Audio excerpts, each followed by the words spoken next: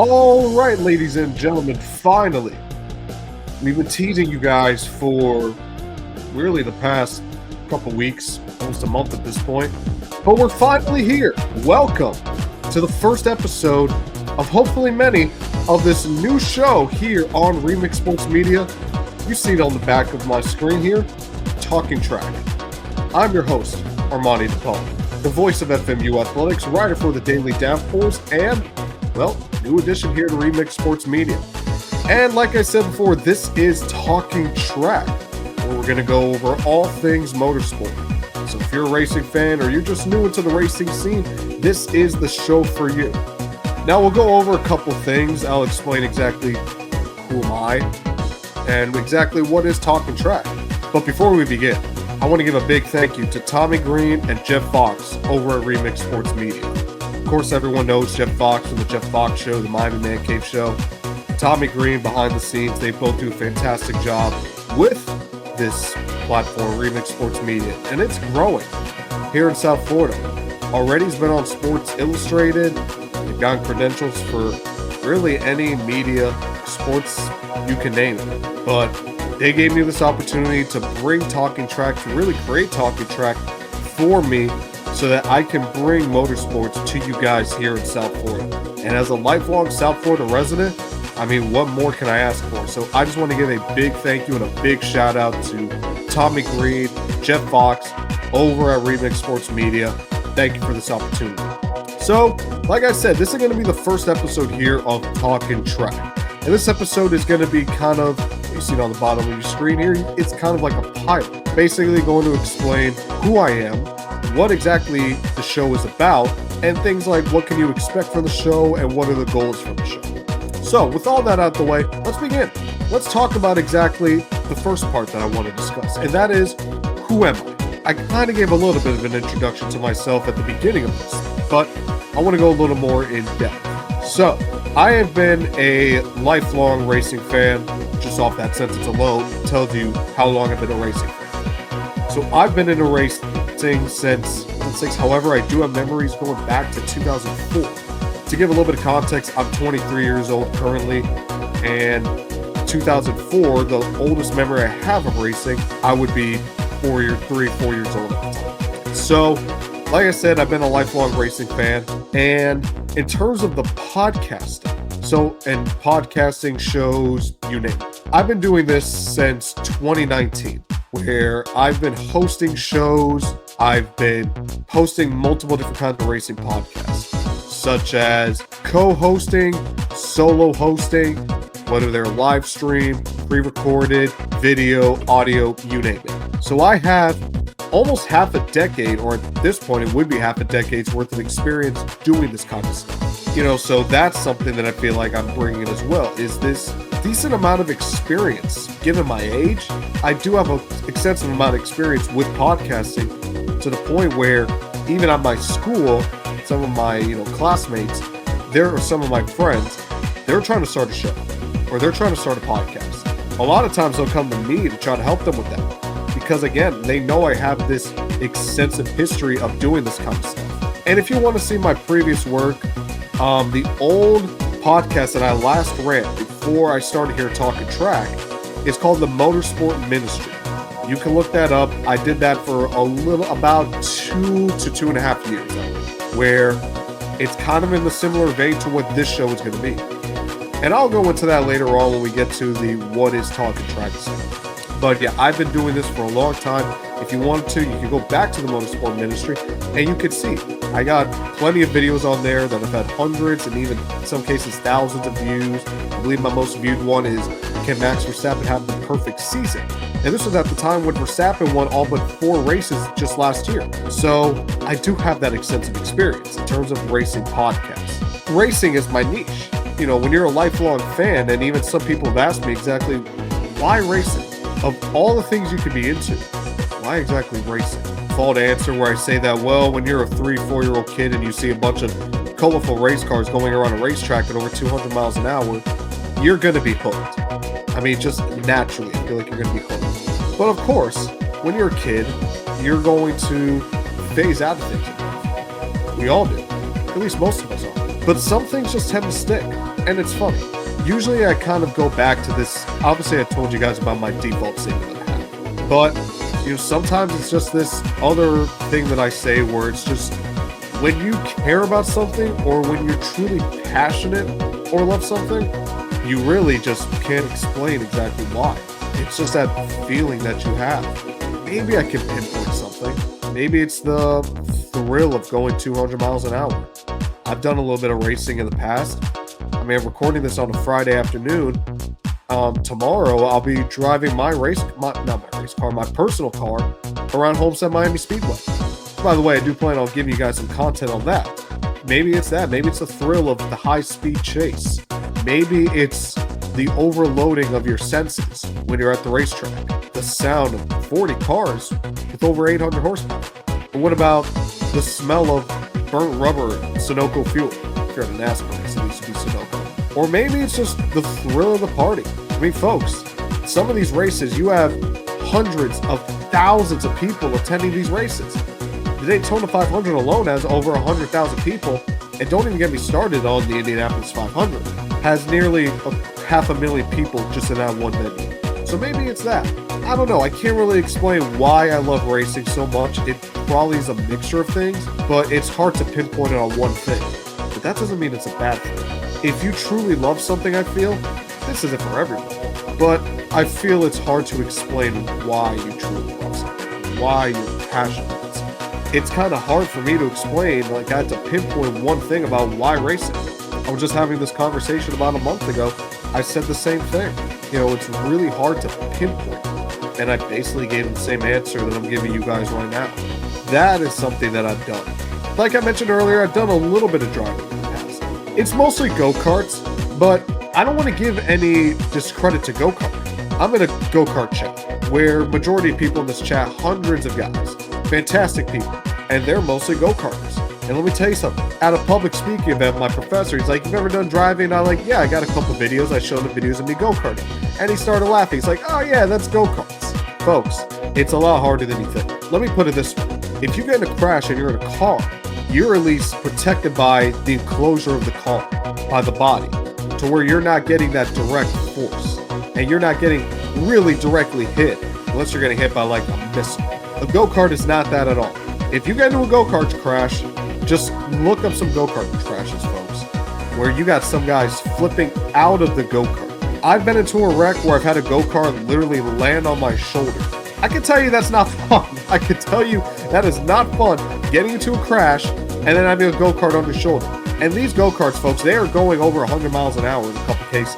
The ones I do are around 60 to 70, but they're still going pretty fast. Even 60 to 70 miles an hour. Most people are afraid to go that fast on the highway. Now imagine doing that competitively.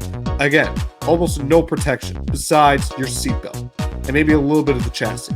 That's pretty much it in terms of protection from a go-kart. It is nothing to scoff at whatsoever.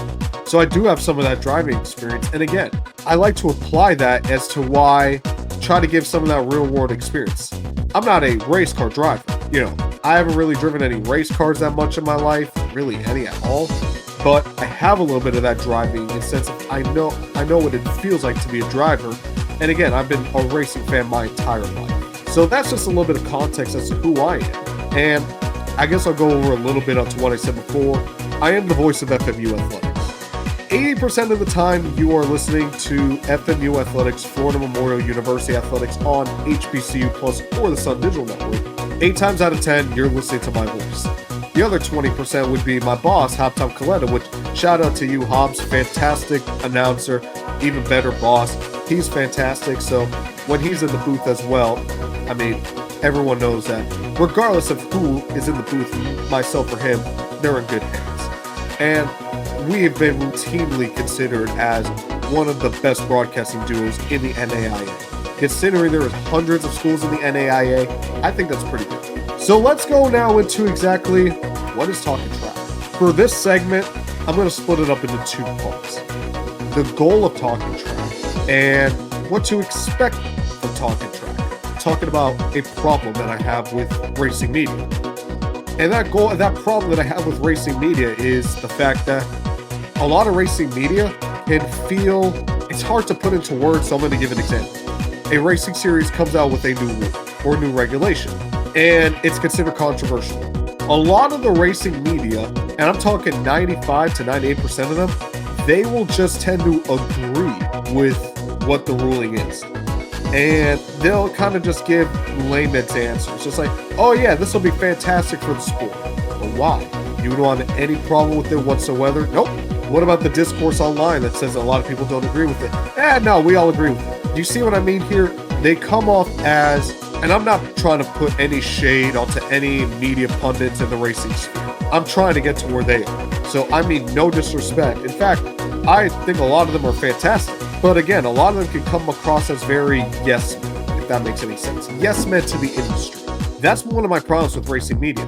There are a couple out there that, go against the status quo, but there's not enough. So one thing that is part of the goal for Talkin Track is if I don't agree with the status quo, I'm not going to be a yes man. I'm going to give you guys my unfiltered, genuine thoughts, because I want to go back to what I said about why we love something or why we're passionate about something. That's going to tie in exactly to why I give my unfiltered, genuine thoughts, because, especially in the racing sphere, if you don't agree with something, then a lot of the time it comes down to a lot of the racing pundits will say that, oh, you're just being a hater. When in reality, it's the complete opposite. We talk the way we talk. We're as vocal as we are because we care about the sport, because we love the sport. If I didn't love racing at all, I wouldn't care what rules they come up with. I'd be more worried about if the Colts can win their first division title in 10 years. But that's not the case. I'm vocal. I don't hold back because I care. Because I want to see the sport succeed, because I know the sports can succeed, because I've seen it succeed. The second thing I want to talk about, knowing that racing can be a complicated sport. Now, the concept of racing may be fairly simple. Have a certain distance or a certain time period. Whoever crosses the finish line first is the winner. Simple enough, right? But then when you really break down the different kinds of racing, the different types of racing series, the different types of racing surfaces, different types of tires, tracks, you name it. So in a way, there needs to be a way to kind of make racing less complicated, if that makes any sense. Like I mentioned before, there's so many different styles of racing, so many different series. Like, what if you're going to a short track?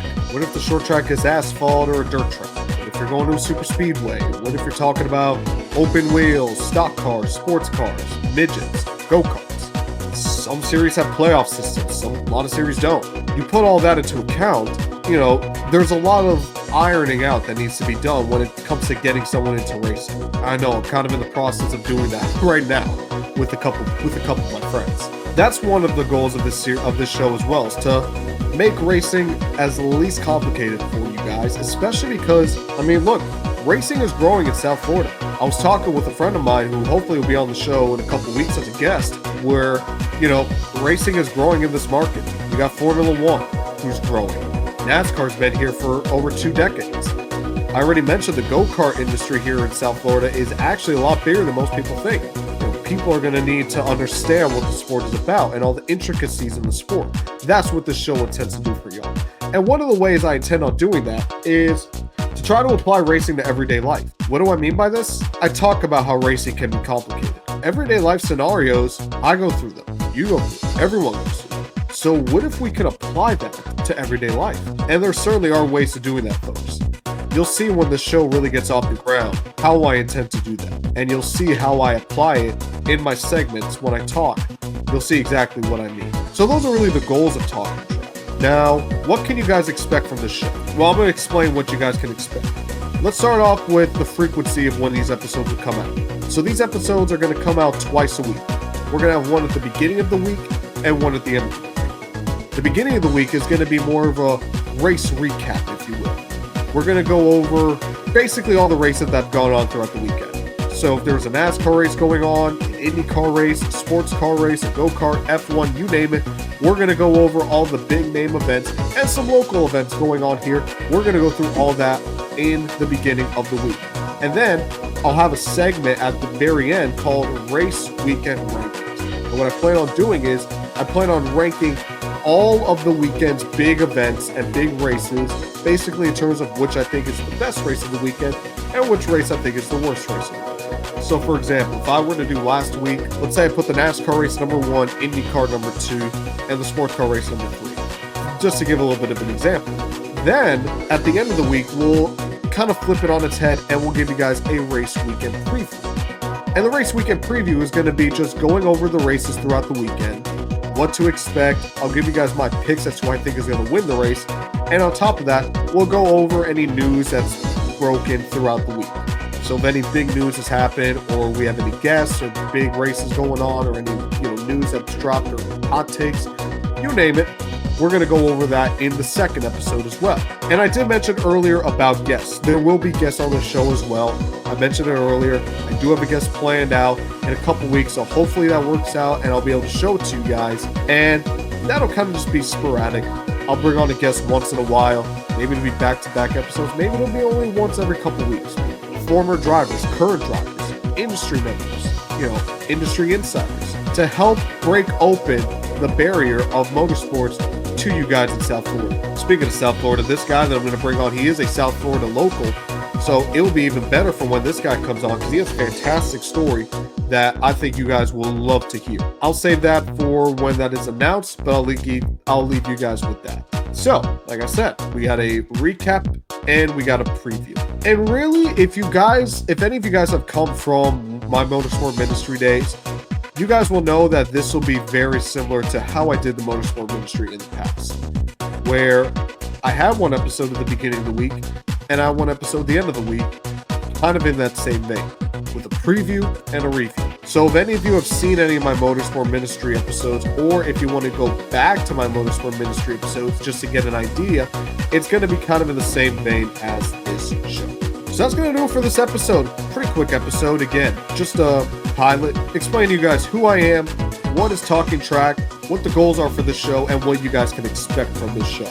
Once again, I want to give a big thank you and a big shout out to Tommy Green and Jeff Fox over at Remix Sports Media for giving me this opportunity. It is really a great chance for me to bring motorsports over to South Florida, an ever-growing market in racing, and I can't wait for what we have in store for you guys, for really just motorsports as a whole. I really think you guys are going to enjoy it. If you guys want to follow us on social media, follow us on Twitter and X, Remix Sports Media. If you guys want to keep up with Talkin Track specifically, just look us up at Talkin Track Show on X and on Instagram. If you guys want to follow me personally, of course, Armany DePaul on Twitter and X. I'm mostly on X. But thank you guys so much for tuning in. Can't wait for this to come off. Heading into victory lane, getting those engines cooled off. This is Talkin Track here on Remix Sports Media.